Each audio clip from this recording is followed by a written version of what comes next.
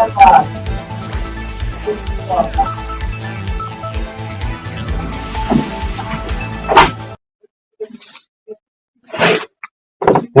आप देख रहे ट्रांसपोर्ट इमेज। मैं श्रीकांत आपके साथ। आइए चलते आज की मुख्य खबरों पर।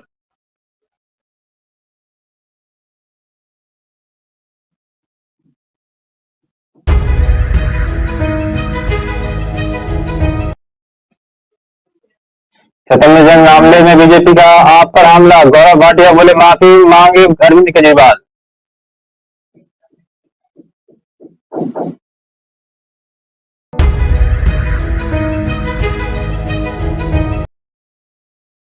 मुंह पे मुखौटे और हाथ में भी सावरकर की तख्तियां, राहुल के खिलाफ बीजेपी का प्रदर्शन।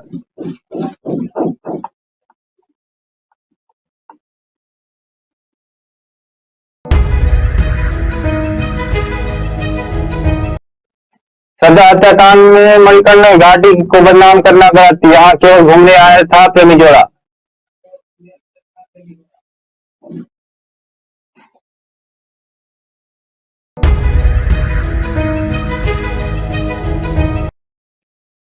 मुंबई के ट्रैफिक पुलिस के व्हाट्सएप नंबर पर मिले पीएम मोदी मर्डर के साजिश रचे की जाने के मैसेज।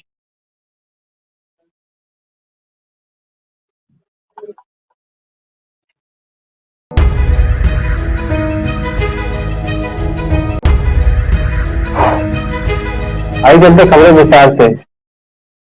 देश की राजधानी दिल्ली की राजनीति इन दिनों गरमा गई है। बीजेपी और सत्तारूढ़ आम आदमी पार्टी के बीच आरोप प्रत्यारोप का दौर लगातार जारी है।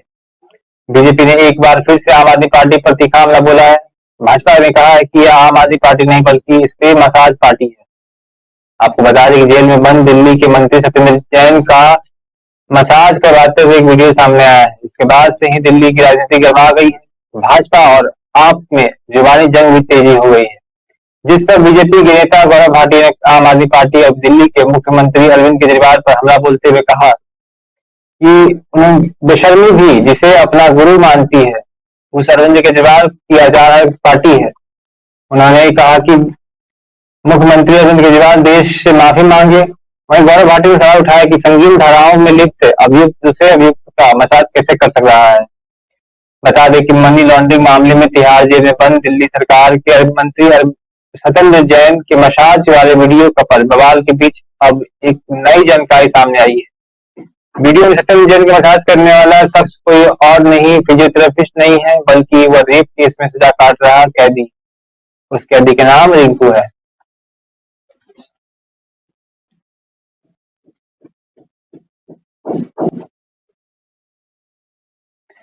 राजनीतिक मंच से वीर सावरकर के मुद्दे पर कांग्रेस और बीजेपी के नेता लगातार आरोप प्रत्यारोप लगा रहे हैं।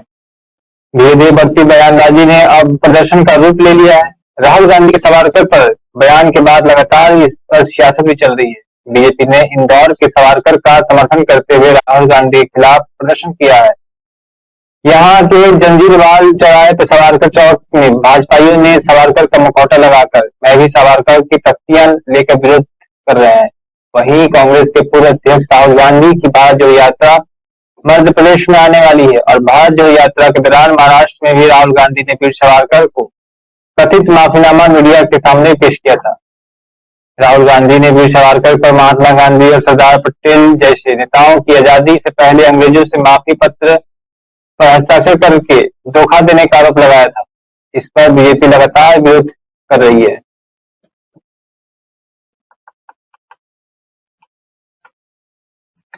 दिल्ली में हुए श्रद्धा बालकर मर्डर की जांच पड़ताल हिमाचल प्रदेश के कुल्लू जिले तक पहुंच गई है। दिल्ली पुलिस की टीम ने कुल्लू की मणिकर्ण घाटी में तोशवा गांव की जांच पड़ताल की, जहां पर कुछ गेस्ट हाउस संचालकों से पूछताछ भी की जा रही है, क्योंकि श्रद्धा और अफ्ताब यहां हत्याकांड से पहले घूमने आए थे। बाद में श्रद्धा की हत्या कर अफ्ताब ने उसके शरीर के हिस्सों को ठिकाना लगाया था। जहां पूरे मामले में मणिकर्ण घाटी का नाम खराब करने पर यहाँ के होटल संचालकों ने ऐतराज जताया है। वहीं होटल संचालकों का कहना है कि कुल्लू की मणिकर्ण घाटी में अप्रैल में अफ्ताब श्रद्धा के साथ आया था, लेकिन उस दौरान अफ्ताब ने कोई अपराध नहीं किया था, न ही मणिकर्ण घाटी में इस आपराधिक घटना को अंजाम दिया था। ऐसे में कुछ लोग मणिकर्ण घाटी के होटलों के बारे में अफवाह फैला रहे हैं, जिसकी मणिकर्ण वैली होटल एसोसिएशन कड़ी निंदा करता है।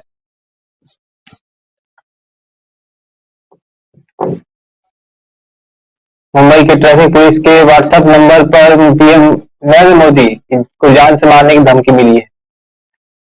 ट्रैफिक पुलिस ने इसकी जानकारी मुंबई पुलिस के आला अधिकारियों को दी है। वहीं वर्ली पुलिस स्टेशन में इसे लेकर एक मामला भी दर्ज किया गया है, जिसे फोन नंबर से धमकी मिली है उसके बारे में जांच शुरू की गई है। सूत्रों के मुताबिक ये नंबर भारत का ही है और पुलिस सूत्रों के मुताबिक मुंबई ट्रैफिक कंट्रोल के व्हाट्सएप नंबर पर 7 ऑडियो क्लिप भी आए थे। ऑडियो क्लिप में बताया गया है कि दो लोग पीएम मोदी को जान से मारने वाले हैं। उन्होंने सिर्फ इसके लिए साजिश रची है और ऑडियो क्लिप के साथ साथ कुछ व्हाट्सएप पर डॉक्यूमेंट्स भी भेजे गए हैं। ट्रैफिक पुलिस ने मुंबई पुलिस और क्राइम ब्रांच और स्टेट इंटेलिजेंस के सभी अधिकारियों को इसकी जानकारी ट्रांसफर कर दी गई है।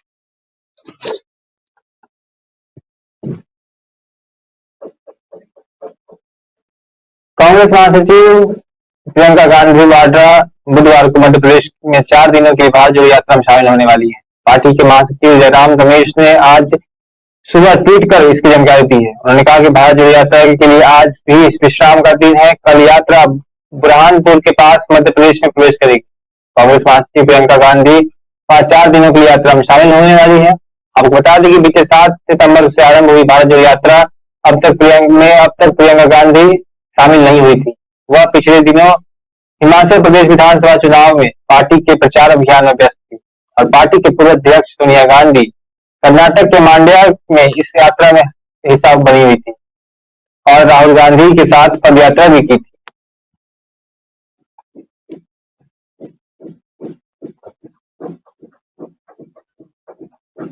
बिहार के सभी पंचायतों में 4 वार्डों की गलियां जल्द ही सौर ऊर्जा से रोशन होंगी। मार्च 2023 तक प्रदेश के 32,000 वार्डों में सोलर लाइट लगाने का काम पूरा करने का लक्ष्य रखा गया है। इसके साथ ही अगले वित्त वर्षीय में शेड वार्डों में सोलर लाइट लगा दिए जाएंगे। इसके लिए Bihar state power holding company युद्ध स्तर पर काम भी कर रही है। आपको बता दें नीतीश कुमार के ड्रीम प्रोजेक्ट है कि 7 निश्चय योजना पार्ट 2 के तहत गांव-गांव को सोलर लाइट के माध्यम से रोशन किया जाए। ऊर्जा विभाग और पंचायती राज विभाग की बैठक के बाद यह जानकारी दी गई है कि मुख्यमंत्री ग्रामीण सोलर स्ट्रीट लाइट योजना के तहत चालू वित्तीय वर्ष में प्रत्येक पंचायतों के 4 वार्डों में सोलर लाइट लगाने का काम पूरा कर दिया जाएगा। इससे मार्च 2023 तक 32,000 वार्डों में सोलर लाइट लगाने का काम पूरा हो जाएगा। वहीं अगले वर्ष में बाकी बचे वार्डों में सोलर लाइट लगाने का काम पूरा होगा।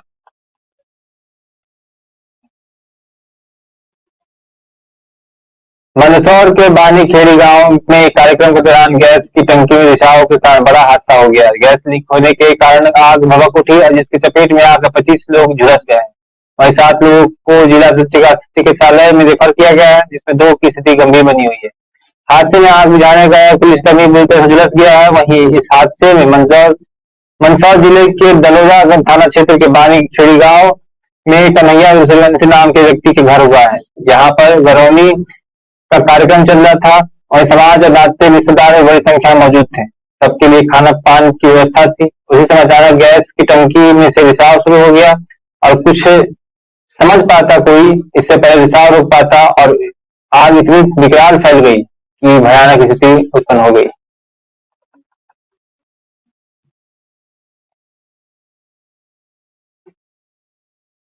मध्य प्रदेश की संस्कृति उच्च मंत्री उषा ठाकुर के बाद अब इंदौर से भी बीजेपी के विधायक आकाश विजयवर्गीय ने रेप के 2 आरोप दोषियों के लिए सख्त टिप्पणी की। आकाश का कहना है कि दोषी के साथ साथ उसके माता पिता को भी सजा दी जानी चाहिए। उनका तर्क है कि घर के संस्कार अच्छे हो तो बच्चा कभी अपराध नहीं कर सकता है। आकाश से पहले उषा ठाकुर ने कहा था कि रेप के दोषियों को चौराहे पर फांसी देकर उनका 100 शील्ड लोगों के शक खाने के लिए छोड़ देना चाहिए। वहीं बीजेपी के नेता इन दिनों अपराधियों को अपने मन मुताबिक सजा देने की सुझाव दे रहे हैं। पहले पर्यटन संस्कृति और अध्यात्म विभाग के मंत्री उषा ठाकुर ने बयान दिया कि रेप के लिए आरोपियों के बीच चौराहे पर फांसी को लटका कर छोड़ देना चाहिए, जिससे उनके शव को चील कौवे नोच कर खाएं। लोग इसे देखकर अपराध करने से अपनी हिमाकत ना कर पाए। उसके बाद अब बीजेपी विधायक आकाश विजयवर्गीय ने रेप और मर्डर के आरोपियों के माता पिता को सजा दिलाने के लिए कानून बनाने का बात कर दी है।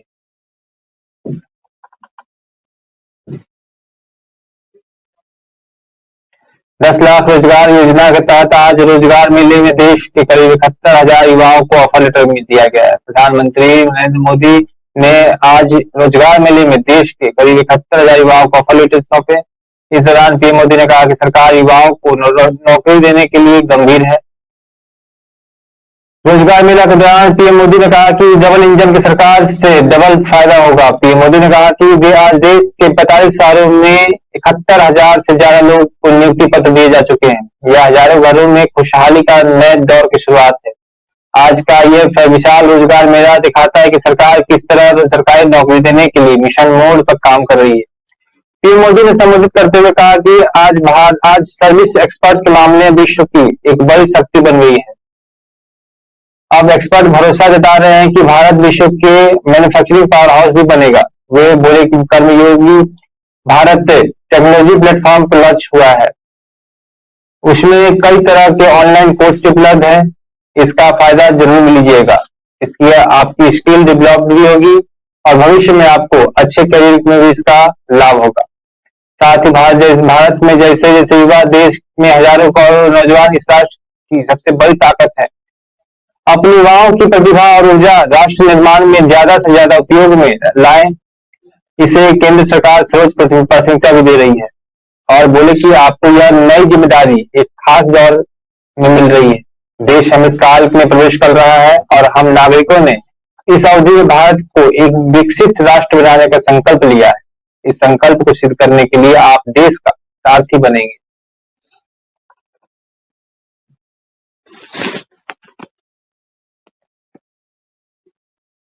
Online shopping, hotel booking, travel booking और रेस्टोरेंट के खाने और सर्विस से जुड़े किसी प्रोडक्ट के बारे में फर्जी रिव्यू लिखवाना अब कंपनी को भारी महंगा पड़ेगा।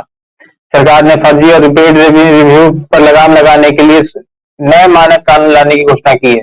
फर्जी रिव्यू रोकने के लिए बनाए गए नए मानक 25 नवंबर से लागू हो जाएंगे।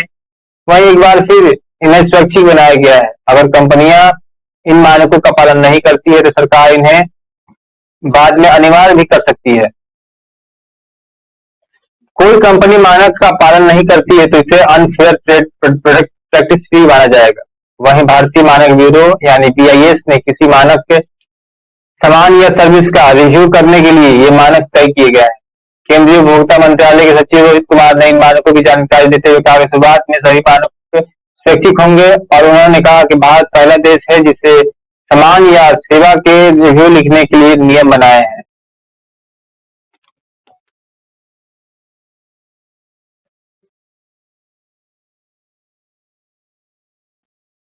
उत्तर प्रदेश के लखीमपुर खीरी में आज सुबह दर्दनाक हादसा हुआ। लखीमपुर खीरी की के भारी रोड एक वाहन के पलटने से 5 लोगों की मौत हो गई। इसकी जानकारी SP संजीव सुमन ने दी है। उन्होंने घटना की जानकारी देते हुए कहा कि एक कार शाहजहांपुर से पीलिया की ओर जा रही थी। तभी भीड़ा रोड पर अचानक अनियंत्रित होकर पलट गई और देखते ही देखते चीख पुकार मच गई। वहीं पुलिस के मुताबिक इस वाहन में 10 यात्री सवार थे, जिनमें से 5 की मौत हो गई और 5 घायल बताए जा रहे हैं। घायलों की इलाज के लिए स्थानीय अस्पताल में भर्ती कराया गया, जहां फिलहाल मृतकों की पहचान अभी तक नहीं हो पाई है।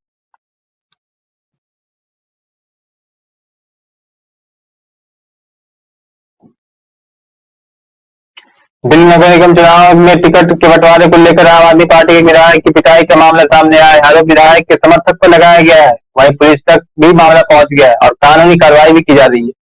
जहां मारपीट से जो एक वीडियो भी वायरल हो रहा है कि इसमें देखा जा सकता है कि विधायक खुद को बचाने के लिए भाग रहे हैं और जब कुछ लोग उनका पीछा भी कर रहे हैं।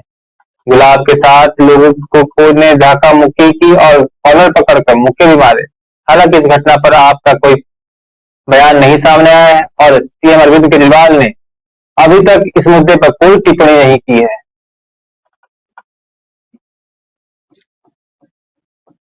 कोरोनरी स्टेट को आवश्यक दवाओं की राष्ट्रीय सूची 2022 में शामिल कर दिया गया है। केंद्रीय स्वास्थ्य मंत्रालय ने आवश्यक दवाओं की राष्ट्रीय सूची 2022 में कोरोनरी स्टेट को शामिल करने की अधिसूचना भी जारी कर दी है। यह कदम इन जीवन रक्षक चिकित्सा उपकरणों की और अधिक किफायती बनाने में मदद करेगा। वहीं यह कदम आवश्यकता के आधार पर सूची में स्टेट को शामिल करने की समीक्षा के लिए गठित एक विशेषज्ञ समिति की सिफारिशों पर आधारित है। साथ ही राष्ट्रीय औषधि मूल्य निर्धारण प्राधिकरण अब कोरोनरी टेस्ट की कीमत निर्धारित करेगा। चिकित्सा परिषद स्थायी राष्ट्रीय समिति ने 6 नवंबर को कोरोनरी स्टेट की आवश्यक दवाओं की राष्ट्रीय सूची 2022 में 2 श्रेणियों बैरल मेटल स्टेट और ड्रग एमुलेटिंग स्टेट में शामिल करने के लिए अपनी सिफारिश प्रस्तुत की थी। आपको बता दें कि कोरोनरी स्टेट दवा का इस्तेमाल हृदय रोगों के उपचार में होता है। वहीं एसएनसीएम की बैठक में ब्यूरो के मुताबिक उपाध्यक्ष डॉक्टर वाई के गुप्ता ने बताया कि कोरोनरी स्टेट को पहले भी एक विशेषज्ञ समिति की सिफारिश के आधार पर अधिसूचना के लिए एनएलईएम 2015 में भी शामिल किया गया था। आधिकारिक सूत्रों ने बताया कि जहां तक दवाओं का सवाल है, एसएनसीएम ने एनएलईएम 2022 को अपनी रिपोर्ट सौंप दी है और सरकार ने इसे स्वीकार भी कर लिया है।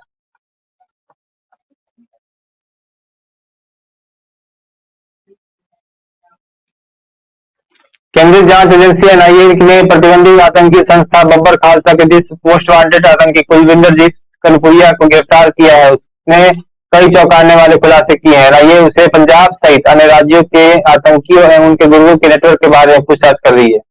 इस गिरफ्तार आतंकी ने स्वीकार किया कि देश के अंदर कई संस्थान और लोकेशन उसकी हिट लिस्ट में शामिल थे।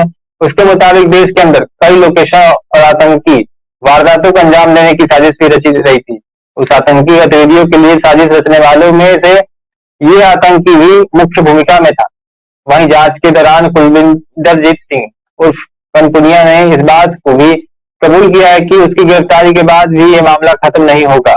उसका आतंकी संस्थान अभी भी उस ऑपरेशन पर काम कर रही है। हालांकि मामले की गंभीरता को देखते हुए उन लोकेशन के बारे में जांच एजेंसी फिलहाल कुछ ज्यादा नहीं बता रही है। इसके साथ ही जांच एजेंसियां द्वारा ये जानने का भी प्रयास कर रही है कि विदेश में कैसे और कौन आतंकी इससे जुड़े हुए हैं। एनआईए के सूत्रों के मुताबिक आतंकी कुलविंदरजीत सिंह कनपुनिया विदेश में छिपकर भारत विरोधी गतिविधियों को अंजाम दे रहा था। खासतौर पर वह पंजाब के अंदर टारगेट किलिंग के मसले को अंजाम देने के लिए कई लोकल गैंगस्टरों और बदमाशों के साथ सीधे तौर पर संपर्क बनाए हुए था।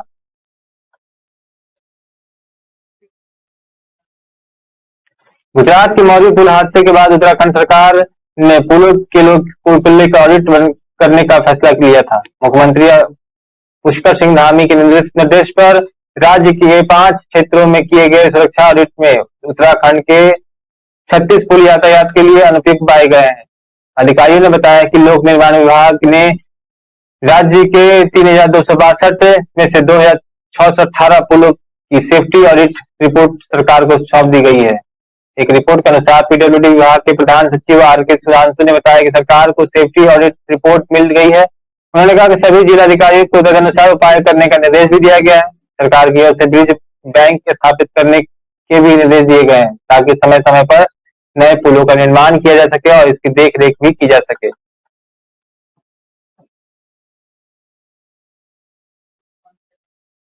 दिल्ली के मेहरौली में अपनी लिव इन पार्टनर श्रद्धा बालकर की हत्या कर हुए अफ्ताब जमीन पुरावाला का नार्को टेस्ट पहले पॉलीग्राफ टेस्ट होगा। पॉलीग्राफिक टेस्ट के लिए दिल्ली पुलिस ने एफएसएल यानी विधि विज्ञान प्रयोगशाला से संपर्क किया है। एफएसएल के अफ्ताब के पॉलीग्राफिक टेस्ट से सारी जानकारी मिल सकेगी और तैयारी भी पूरी हो गई है। अब बताया गया है कि आज उसका पॉलीग्राफी टेस्ट होगा।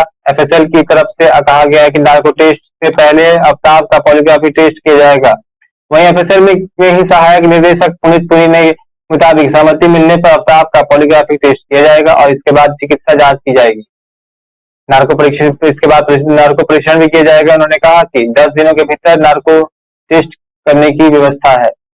दिल्ली की एक अदालत ने 17 नवंबर को एक आदेश में दिल्ली पुलिस को 5 दिनों के भीतर नार्को टेस्ट करने का निर्देश दिया था, जबकि यह स्पष्ट किया गया कि उस वक्त 3rd डिग्री का उपयोग नहीं किया जा सकता है।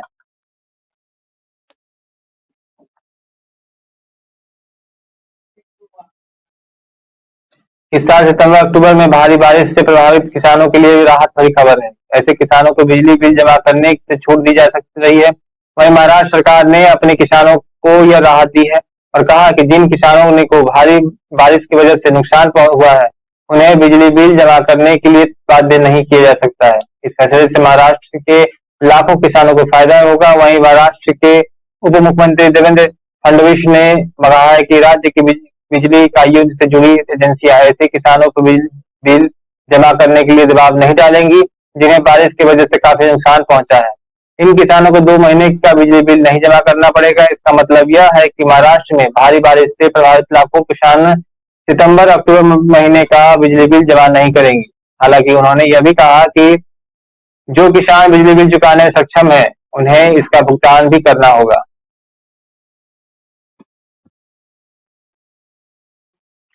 सोशल मीडिया प्लेटफॉर्म ट्विटर का इस्तेमाल करने वाले यूजर्स के लिए बड़ी खबर है। अभी तक के ट्विटर पर ब्लू टिक के लिए $8 वसूलने पर अरे एलन मस्क ने फिलहाल अपनी यह प्लानिंग टाल दी है। मस्क ने सोमवार को ट्वीट करके बताया कि फिलहाल ब्लू टिक के लिए सब्सक्रिप्शन न सर्विस को होल्ड पर रखा डाला गया है। इसे रिलॉन्च भी किया जाएगा। पहले इसे नवंबर के आखिर तक लॉन्च किए जाने की तैयारी थी, लेकिन कुछ और बदलाव किए जा रहे हैं। वहीं मस्क ने ट्वीट कर बताया कि यूजर्स के अकाउंट को सत्यापित करने वाली ब्लू टिक का सब्सक्रिप्शन रिलॉन्च करने का प्लान न फिलहाल टाला जा सकता है, बल्कि हम फेक अकाउंट या स्पैम पर पूरी तरह से रोक लगाने के लिए कुछ और तैयारी कर रहे हैं। यही कारण है कि तय समय के भीतर ब्लू टिक सब्सक्रिप्शन को लॉन्च करने में देरी हो रही है। इससे पहले मस्क ने कहा कि जिन यूजर्स को ब्लू टिक ऑथेंटिकेशन लेना है, उन्हें इसके लिए $8 प्रति महीने का सब्सक्रिप्शन लेना होगा। उनके इस फैसले की काफी आलोचना भी हुई थी, लेकिन मस्क अपने फैसले पे अड़े रहे हैं।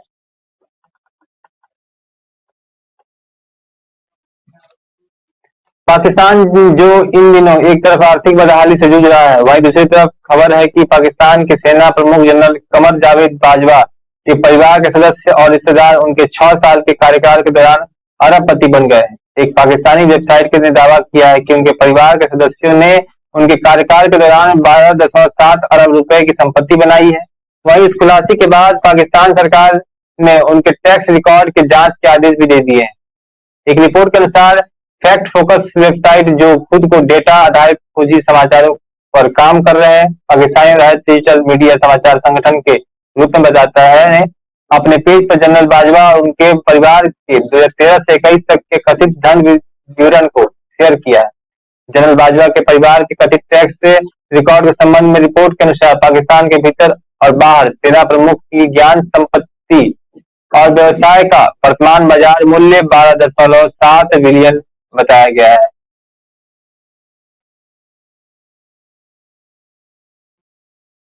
रूस यूक्रेन जंग में व्यापक तबाही अब जारी है। इस तबाही में यूक्रेन के बिजली और अन्य बुनियादी ढांचे भी चपेट में आ रहे हैं, जिससे यूक्रेन के कई शहरों को ब्लैकआउट का सामना करना पड़ रहा है। वहीं रूस द्वारा नियंत्रित ज़पोरिजिया संयंत्र पर शनिवार रविवार हुई भारी गोलाबारी के बाद सोमवार को यूक्रेनियन राष्ट्रपति व्लादिमीर जेलेंस्की ने नाटो सदस्य से रूसी तोड़फोड़ से यूक्रेन के परमाणु संयंत्रों की सुरक्षा की गारंटी देने का आग्रह भी किया है।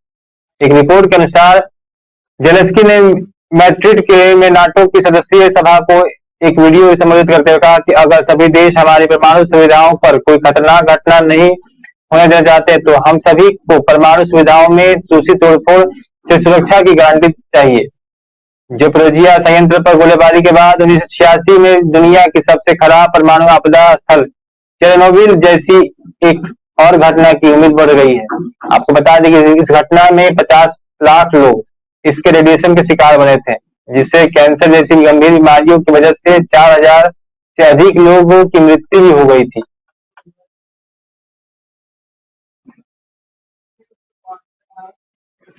बिहार में भोजपुर के स्टार अभिनेता और गायक खेसारी लाल यादव का गाना आओ ठुमका लगाओ तलबा पर बजाने के लेकर एक तिलक समारोह में जमकर बवाल हुआ। घटना गोपालगंज शहर के बंजारी मोहल्ले में बवाल और मारपीट की घटना में 7 लोग जख्मी हो गए।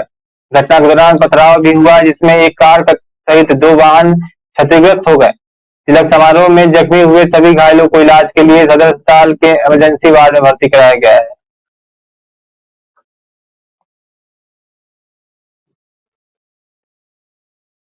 एक और करेगा।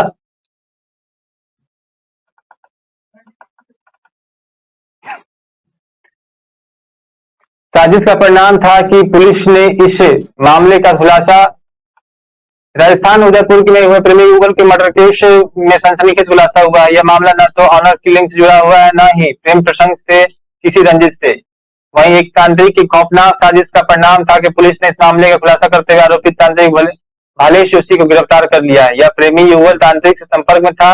तांत्रिक ने युगल की पत्नी को उसकी प्रेमिका और संबंधों के बारे में बता दिया था। इससे यह युगल तांत्रिक से नाराज हो गया था। उन्होंने तांत्रिक बदनाम करने की धमकी दी। इसी से डर के तांत्रिक ने योजनाबद्ध तरीके से दोनों को जंगल में ले जाकर उनको फेविक्विक से चिपका कर चाकू से गोद डाला।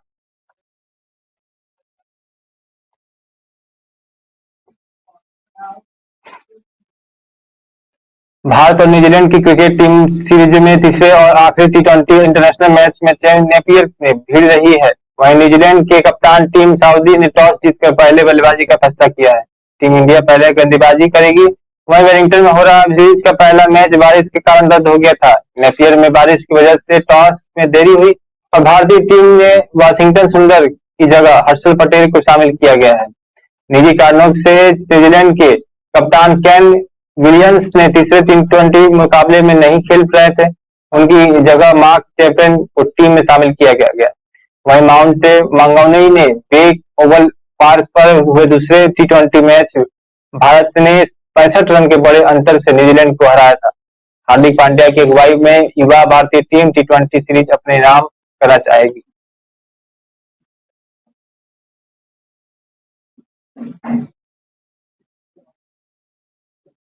आप देख रहे थे अब तक विभिन्न क्षेत्रों की बड़ी खबरें। हमारे साथ आगे की खबरों को देखने के लिए इसी प्रकार से हमारे साथ बने रहें। नमस्कार।